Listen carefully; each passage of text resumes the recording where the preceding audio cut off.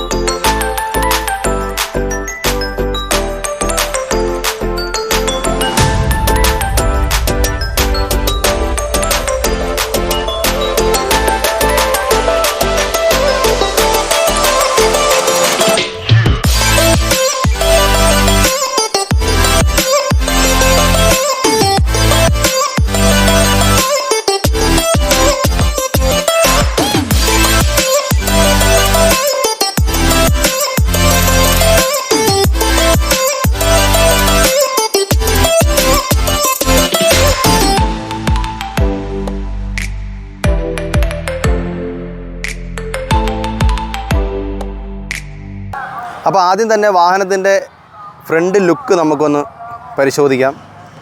അതായത് ഏറെക്കുറെ ഒരു ബലോനയും എന്നാൽ മാരുതിയുടെ ഏറ്റവും പുതിയ ഗ്രാൻഡ് വിക്ടാരയാണോ എന്ന് തോന്നിപ്പിക്കുന്ന രീതിയിലുള്ളൊരു ഗംഭീര പുതിയ ഡിസൈനാണെന്ന് പറയാം. അതായത് ഈ വാഹനം ഇത്രയും കൂടുതൽ വിറ്റഴിയാനുള്ള ഏറ്റവും പ്രധാന റീസൺ എന്ന് പറഞ്ഞാൽ ഈ വാഹനത്തിൻ്റെ ലുക്ക് തന്നെയാണ്.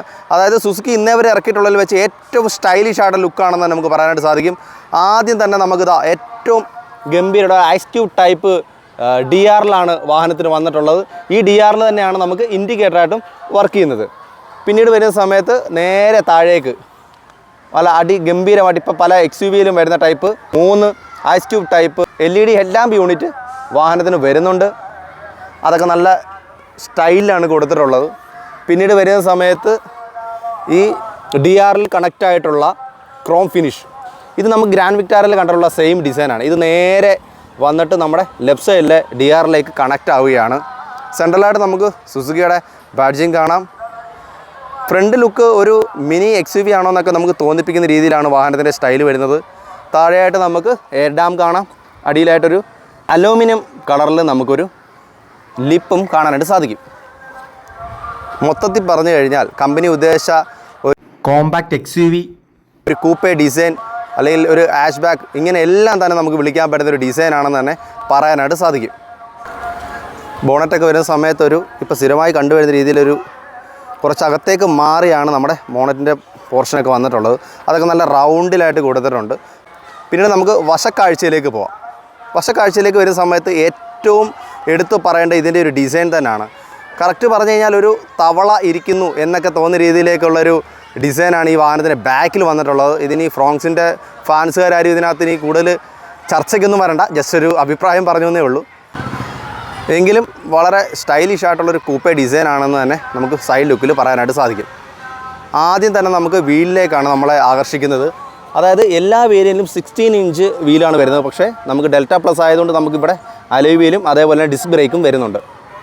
പിന്നീടൊരു പ്ലാസ്റ്റിക് ക്ലാഡിങ് വരുന്നുണ്ട്. അത് വളരെ സ്റ്റൈലായിട്ടൊരു XUV മയമൊക്കെ വാഹനത്തിന് കൊടുക്കുന്നുണ്ട്. പിന്നീട് ഫ്രണ്ടിൽ തുടങ്ങിയ ഈ ഒരു കട്ടിങ് നേരെ ഫ്രണ്ടിലേക്ക് വരുന്നുണ്ട്. അതും വളരെ ഭംഗിയാണെന്ന് തന്നെ പറയാനായിട്ട് സാധിക്കും.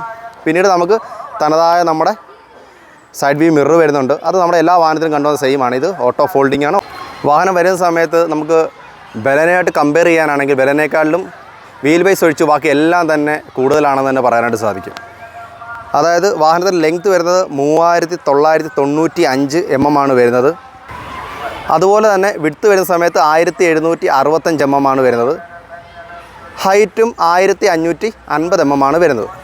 അതുകൊണ്ട് തന്നെ വാഹനം ബലനേക്കാളിലും വലുതാണെന്ന് തന്നെ നമുക്ക് പറയാനായിട്ട് സാധിക്കും. പിന്നെ ഏറ്റവും പ്രധാനമായിട്ട് ഇതിൻ്റെ ഗ്രൗണ്ട് ക്ലിയറൻസ് ആണ്. 190 mm ആണ് വാഹനത്തിൻ്റെ ഗ്രൗണ്ട് ക്ലിയറൻസ് വരുന്നത്. അതും ബലനേക്കാളും കൂടുതലാണ്. നമ്മുടെ ഇന്ത്യൻ റോഡിൽ മിനിമം 190 എങ്കിലും ഗ്രൗണ്ട് ക്ലിയറൻസ് വേണം. അത് നമുക്ക് നിരത്തിലൂടെ പോകുമ്പോൾ മനസ്സിലാവും. അതിൽ തന്നെയാണ് ഏറ്റവും ജനപ്രിയ വാഹനമായിട്ട് ഫ്രോങ്സ് മാറാൻ കാരണം. ബാക്കിലേക്ക് വരുന്ന സമയത്ത് ഈ ഒരു ഒഴുകി വരുന്ന ഒരു കൂപ്പേ ഡിസൈനാണ് സുസുക്കി നൽകിയിട്ടുള്ളത് വരുന്നത്. ഇത് നമുക്ക് ഇന്നേ വരെ ഒരു സുസുക്കി വാഹനത്തിലും കണ്ടിട്ടില്ല, അല്ലെങ്കിൽ ഇന്ത്യൻ വാഹനത്തിൽ തന്നെ വളരെ കുറവാണ് ഇങ്ങനൊരു ഡിസൈൻ തന്നെ. ഇത് തന്നെ വാഹനത്തിനൊരു അടിപൊളിയാക്കി എന്ന് തന്നെ നമുക്ക് പറയാനായിട്ട് സാധിക്കും. ബാക്കിലോട്ടൊരു ചെറിയ ക്വാർട്ടർ ഗ്ലാസ് ഒക്കെ വന്നിട്ടുണ്ട്. പിന്നെ അതിൽ നിന്ന് കണക്ട് ചെയ്യുന്നൊരു പിയാനോ ബ്ലാക്ക് ഫിനിഷ് നേരെ നമ്മുടെ ബാക്ക് ഗ്ലാസ്സിലേക്ക് വരുന്നുണ്ട്. ബാക്കിലും നമ്മുടെ ഫ്രണ്ടിൽ കണ്ട അതേ ആ പ്ലാസ്റ്റിക് ക്ലാഡിങ് ബാക്കിൽ അറ്റം വരെ വരുന്നുണ്ട്. പിന്നീട് എല്ലാ വേരിയൻറ്റിലും ഈ ഒരു റൂഫ് റെയിൽ വരുന്നുണ്ട്. പിന്നീട് നമുക്ക് ബാക്കിലേക്ക് വന്നാൽ നേരെ ഷാർഫിൻ ഹാൻഡിൽ കാണാം. ഇത് അടിപൊളിയാണ്. പിന്നീട് ഒരു സ്റ്റോപ്പ് ലാമ്പ് കാണുന്നുണ്ട്. അതേപോലെ തന്നെ ഇൻറ്റഗ്രേറ്റ് സ്പോയിലർ കാണാം. ഈ സ്പോയിലറൊക്കെ നമുക്ക് എല്ലാ വേരിയൻറ്റിലും വരുന്നുണ്ട്. പിന്നീട് നമുക്ക് ഡീഫോഗർ ഉണ്ട്. പക്ഷേ ബാക്ക് വൈപ്പർ വരുന്നില്ല, അതൊരു പോരായ്മയാണെന്ന് തന്നെ പറയാം. സെൻട്രലായിട്ടൊരു ചെരിഞ്ഞ രീതിയിൽ സുസുക്കിയുടെ ബാഡ്ജിങ് കാണാം. എനിക്ക് ഈ വാഹനത്തിന് ഏറ്റവും സ്റ്റൈലിഷ് ആയിട്ട് തോന്നിയിട്ട് ഈ ഒരു ടെയിൽ ലാമ്പാണ്, ഈ ബാക്ക് ഡിസൈനാണ്. ഇത് അടിപൊളിയാണെന്ന് തന്നെ പറയാൻ പറ്റും. ഒരു 777 എന്നൊക്കെ നമുക്ക് വിളിക്കാവുന്ന രീതിയിലേക്കുള്ളൊരു ടെയിൽ ലാമ്പ് ഡിസൈനാണ് വന്നിരിക്കുന്നത്. ഒരു 3-7 ഇങ്ങനെ നിരത്തി വെച്ചിരിക്കുന്നത് കാണാം. അതിൻ്റെ താഴെയായിട്ടൊരു സിമ്പിൾ ഡിസൈൻ ഒരു ഇൻഡിക്കേറ്ററും അതേപോലെ തന്നെ റിവേഴ്സ് പാർക്കിംഗ് ലൈറ്റും നമുക്ക് കാണാൻ സാധിക്കും. അതിനെ കണക്റ്റഡ് ആയിട്ടുള്ളൊരു ലാമ്പാണ് വന്നത്. ഇത് ആദ്യമായിട്ട് നമുക്ക് കിയയിലാണ് വന്നത്. പക്ഷേ അത് സുസുക്കിയിലേക്ക് എത്തിയപ്പോഴത്തേന് വളരെ സ്റ്റൈലായിട്ട് അവർ ഡിസൈൻ ചെയ്തിട്ടുണ്ടെന്ന് തന്നെ പറയാനായിട്ട് സാധിക്കും. ഇതിന് നമുക്ക് റിവേഴ്സ് പാർക്കിംഗ് ക്യാമറ വരുന്നില്ല. റിവേഴ്സ് സെൻസറുകൾ വരുന്നുണ്ട്. 4 ഇവിടെ നീട്ടി നിരത്തി വെച്ചിട്ടുണ്ട്. സൈഡിലായിട്ട് നമുക്ക് ഫ്രോങ്സ് എന്ന് എഴുതിയിട്ടുണ്ട്. ഒരു സ്ട്രിപ്പ് ലൈറ്റ് പോലെ ഒരു അലൂമിനിയം ഫിനിഷിങ്ങിലൊക്കെ ഒരു ഫൈബർ പീസ് വന്നിട്ടുണ്ട്. ഇത് നമുക്ക് താഴെ നോക്കുമ്പോൾ തന്നെ വാഹനത്തിൻ്റെ ഗ്രൗണ്ട് ക്ലിയറൻസ് നല്ല വ്യക്തമാണ്. മൊത്തത്തിലൊരു ഗംഭീര ഡിസൈനാണ് ബാക്ക് എന്ന് തന്നെ നമുക്ക് പറയാനായിട്ട് സാധിക്കും. അപ്പോൾ വാഹനത്തിൻ്റെ ബൂട്ട് നമുക്കൊന്ന് ഓപ്പൺ ചെയ്ത് നോക്കാം. അപ്പോൾ ഇതാണ് ബൂട്ട്. മുകളിൽ നിന്നും ഏകദേശം 1 അടിയോളം താഴ്ചയിലാണ് നമ്മുടെ ബൂട്ട് വന്നിട്ടുള്ളത്. അപ്പോൾ സാധനം എടുക്കാനും ഒക്കെ ഒരു ചെറിയ ബുദ്ധിമുട്ട് കാണും. 308 ലിറ്ററാണ് വാഹനത്തിന് ബൂട്ട് സ്പേസ് വരുന്നത്. ഈ ഒരു ഡിസൈനിൽ ലെഗ് സ്പേസ് ഒന്നും കുറയ്ക്കാതെ തന്നെ ഇത്രയും വലിയ ബൂട്ട് സ്പേസ് എന്ന് വെച്ചാൽ അത് വളരെ നല്ലതാണെന്ന് തന്നെ പറയാനായിട്ട് സാധിക്കും. അത്യാവശ്യം വലിപ്പം തന്നെ ഉണ്ട്. ഒരു പാർസൽ ട്രേ ഒക്കെ മുകളിൽ വന്നിട്ടുണ്ട്. പിന്നീട് ഇവിടെയാണ് നമുക്കൊരു ബട്ടൺ വരുന്നത്, ഡോറ് ക്ലോസ് ചെയ്യാനും ഓപ്പൺ ചെയ്യാനും. ഇവിടെ നമുക്കൊരു ഡോറ് ഹാൻഡിലൊക്കെ വരുന്നുണ്ട്, നമുക്കതൊന്ന് ക്ലോസ് ചെയ്യാം. അപ്പോൾ നമുക്ക് ബോണറ്റ് ഒന്ന് ഓപ്പൺ ചെയ്ത് എൻജിൻ റൂം ഒന്ന് നോക്കാം. വലിയ പറയത്തക്ക വെയിറ്റ് ഒന്നും പറയാനില്ല. സെയിം മാരുതിയുടെ ആ ഒരു ക്വാളിറ്റി വെയിറ്റൊക്കെ തന്നെ ഫീൽ ചെയ്യുന്നുള്ളൂ. ഒരുപാട് ബലവാനാണെന്നൊന്നും പറയാൻ കഴിയുന്നില്ല. ഇതാണ് വാഹനത്തിൻ്റെ ഗംഭീരമായിട്ടുള്ള എൻജിൻ. ബലേനയിൽ കണ്ടുവന്ന സെയിം എൻജിൻ തന്നെയാണ്. 4 സിലിണ്ടറാണ് വാഹനം വരുന്നത്. ഇത് വരുന്ന സമയത്ത് 1.2 ലിറ്റർ പെട്രോൾ എൻജിനാണ് വരുന്നത്. 19 PS പവറും അതേപോലെ 113 Nm ടോർക്കും വരുന്ന അതിഗംഭീരമായിട്ടുള്ള ഒരു എൻജിനാണ് വരുന്നത്. ഇതേപോലെ തന്നെ നമുക്ക് ടോപ്പനിലേക്ക് 1 ലിറ്റർ ടെർബോ വരുന്നുണ്ട്. അത് 100 PS പവറും അതേപോലെ 147 Nm ടോർക്കും വരുന്ന വാഹനമാണ്. അത് വരുമ്പോൾ 3 സിലിണ്ടറാണ് വരുന്നത്. നമുക്ക് 1000 cc വരുന്ന സമയത്ത് 3 സിലിണ്ടറാണ് വരുന്നത്. ഇത് പക്ഷേ 4 സിലിണ്ടറാണ്. ഇന്ത്യൻ ജനതയ്ക്ക് ഇപ്പോൾ ഏറ്റവും കൂടുതൽ 4 സിലിണ്ടറേക്ക് ഒരു താല്പര്യം വന്നിരിക്കുകയാണ്. കാരണം ഏറ്റവും കൂടുതൽ വാഹനം വിട്ടിട്ടുള്ളത് 4 സിലിണ്ടർ എഞ്ചിനാണ്. 4 സിലിണ്ടർ ഓട്ടോമാറ്റിക്കിന് കമ്പനി മൈലേജ് പറയുന്നത് 22 കിലോമീറ്ററാണ്. അതേപോലെ തന്നെ മാനുവലിന് 21 കിലോമീറ്ററാണ് മൈലേജ് പറയുന്നത്. അപ്പോൾ നമുക്ക് വാഹനത്തിൻ്റെ ഇൻറ്റീരിയർ ഒന്ന് പരിശോധിക്കാം. ആദ്യം തന്നെ നമുക്ക് ഡോർ പാഡിൽ ഒരു 3 കളറിലുള്ളൊരു ഭാഗങ്ങളാണ് ഇവിടെ കാണാൻ സാധിക്കുന്നത്. ഒന്ന് ഈ ഭാഗം എല്ലാം തന്നെ ഒരു ബ്ലാക്ക് ഫിനിഷിലാണ് വന്നിരിക്കുന്നത്. തൊട്ട് താഴെയായിട്ട് ഇതൊരു 2-3 ടൈപ്പ് പേര് പറയുന്നുണ്ടെങ്കിലും എനിക്ക് തോന്നുന്നത് ഇതൊരു ലൈറ്റ് ഗ്രേപ്പ് കളറായിട്ടാണ് തോന്നുന്നത്. താഴെയായിട്ടൊരു ലൈറ്റ് സിൽവർ കളറും വരുന്നുണ്ട്. പിന്നീട് ഡോർ ഹാൻഡിലൊക്കെ വരുന്ന സമയത്തൊരു ബ്ലാക്ക് ഫിനിഷിലാണ് വന്നിട്ടുള്ളത്. അതും ഭംഗിയായിട്ടുണ്ട്. അതേപോലെ തന്നെ ഡോർ പാനിലേക്ക് വരുന്ന സമയത്ത് ഇവിടെ നമുക്ക് മിറർ അഡ്ജസ്റ്റബിൾ സ്വിച്ചുകളും അതേപോലെ തന്നെ ഡോറ് അൺലോക്ക് സ്വിച്ചുകളും പവർ വിൻഡോ സ്വിച്ചുകളും നമുക്ക് കാണാനായിട്ട് സാധിക്കും. സൈഡിലേക്ക് ഒരു ഹാൻഡ് റെസ്റ്റ് പോലെ തന്നെ ഫാബ്രിക്കാണ്. പിന്നീട് താഴെയായിട്ട് നമുക്കൊരു ബോട്ടിൽ ഹോൾഡർ കാണാം. പിന്നീട് നേരെ വരുന്ന സമയത്ത് ആദ്യം തന്നെ നമുക്ക് ഈ ഒരു കീ സെറ്റിനെ പറ്റി തന്നെ പറയാം. ഇതാണ് വാഹനത്തിൻ്റെ ചാവി. 10 ലക്ഷം രൂപ കൊടുക്കുമ്പം ഇതൊരു വളരെ പരിതാപകരമാണ്. ജാംബവാൻ്റെ കാലത്ത് ഈ ചാവി കൊടുത്തത് വളരെ മോശമായി. ഇതൊക്കെ എന്നേ സുസുക്കി മാറ്റണമെന്നാണ് എൻ്റെ ഒരു അഭിപ്രായം. ഇതിൽ തന്നെ നമുക്ക് ട്രാക്ഷൻ കൺട്രോളും അതേപോലെ തന്നെ ലൈറ്റിൻ്റെ അഡ്ജസ്റ്റ്മെൻറ്റുകളും കാണാനായിട്ട് സാധിക്കും. ഒരു വെറൈറ്റി ഡിസൈനിൽ നമുക്ക് AC വെൻറ്റുകൾ കാണാം. നേരെ സെൻട്രലിലേക്ക് വന്നു കഴിഞ്ഞാൽ സുസുക്കിയുടെ തനത് സ്റ്റിയറിംഗ് വീല് കാണാനായിട്ട് സാധിക്കും. പുതിയ ഇൻഫോടൈം സിസ്റ്റത്തിൻ്റെ കൺട്രോളുകളെല്ലാം തന്നെ നമ്മുടെ സ്റ്റിയറിംഗിൽ കാണാൻ സാധിക്കും. സെൻട്രലായിട്ട് നമുക്ക് എയർ ബാഗ് എന്ന് എഴുതിയേക്കുന്നത് കാണാം. അതേപോലെ തന്നെ സുസുക്കിയുടെ ബാഡ്ജിങ് കാണാം. അതിൻ്റെ റൗണ്ടിലായിട്ട് നമുക്കൊരു ക്രോം ഫിനിഷ് കാണാം. ഇതൊരു വളരെ ഭംഗിയായിട്ടുണ്ട്. അതേപോലെ തന്നെ വോയിസ് കമാൻഡിങ്ങും അതേപോലെ തന്നെ നമ്മുടെ കോള് അതുപോലെ ഡിസ്കണക്ട് സ്വിച്ചുകളെല്ലാം തന്നെ ഇവിടെ വന്നിട്ടുണ്ട്. പിന്നീട് വന്നു കഴിഞ്ഞാൽ ഇതൊരു ടിൽറ്റബിൾ സ്റ്റിയറിംഗ് വീലാണ്.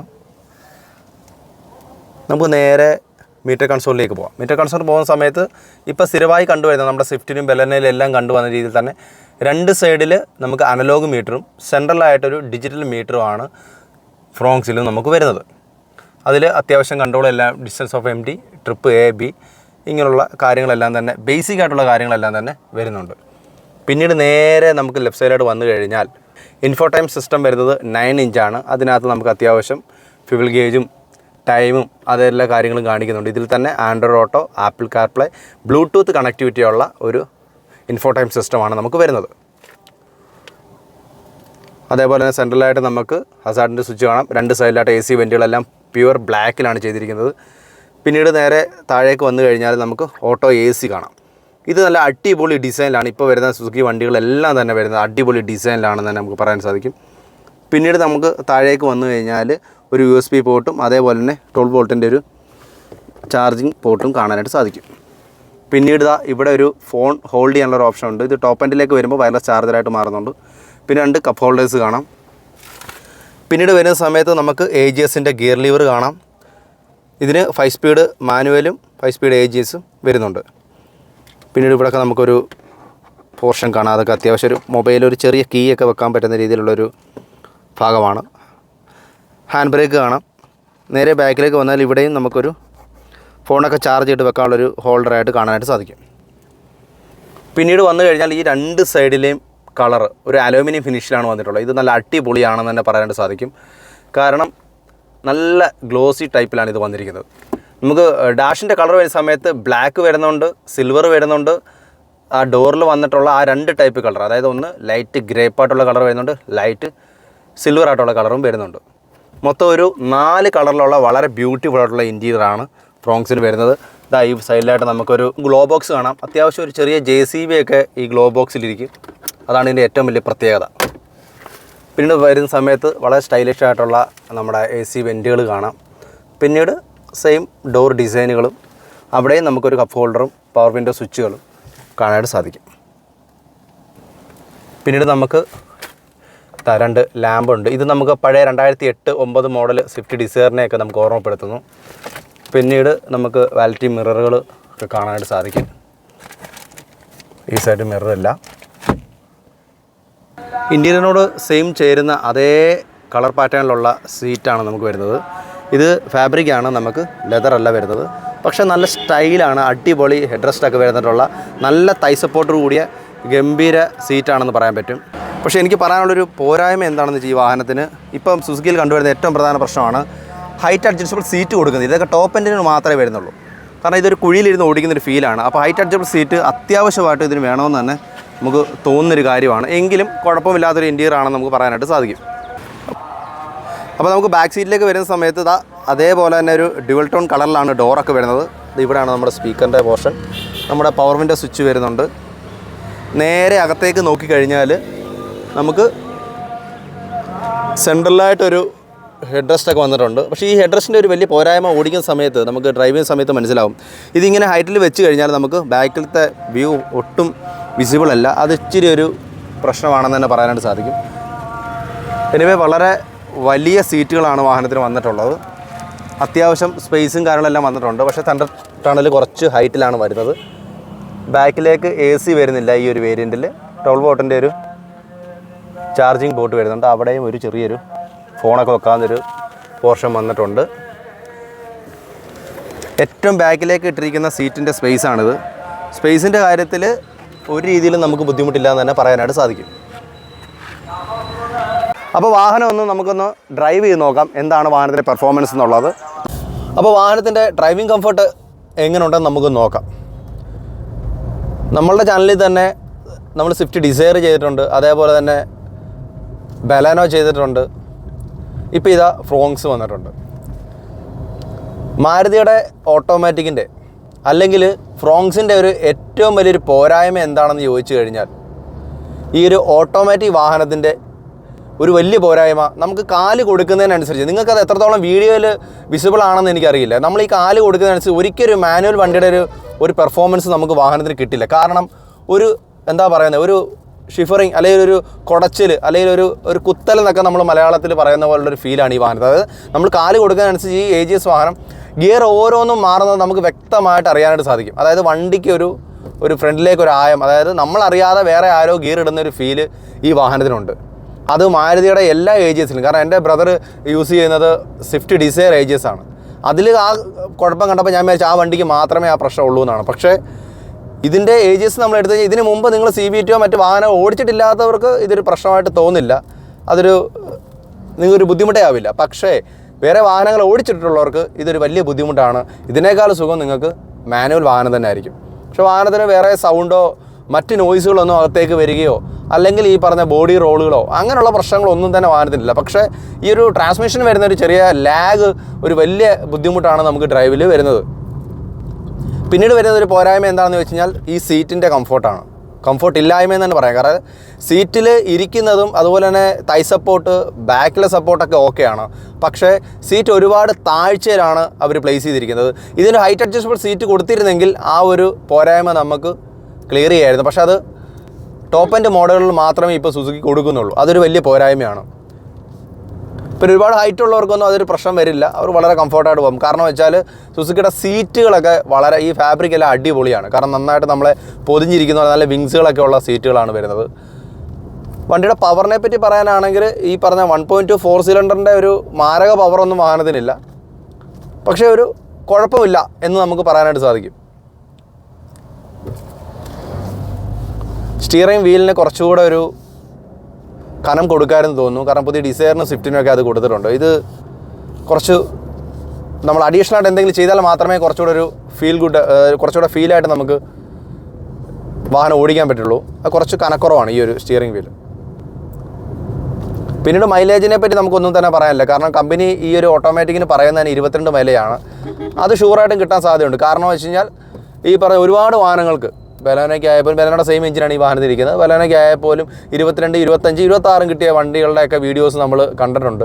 അല്ലെങ്കിൽ നമുക്കറിയാവുന്ന വാഹനങ്ങൾ തന്നെ 22 എബോവ് കിട്ടുന്ന വാഹനങ്ങളുണ്ട്. അതുകൊണ്ട് മൈലേജിൽ നമുക്ക് ഈ മൈലേജ് മാത്രമാണ് നിങ്ങളുടെ കൺസേൺ എങ്കിൽ നിങ്ങൾക്ക് ധൈര്യമായിട്ട് ഈ വാഹനം എടുക്കാം. കാരണം ഈ പറഞ്ഞ റൈഡിങ് കംഫർട്ടിനകത്തൊരു ചെറിയ ലാഗ് ഒഴിച്ചാൽ നിങ്ങൾക്ക് ഈ വാഹനം അടിപൊളിയായിരിക്കും.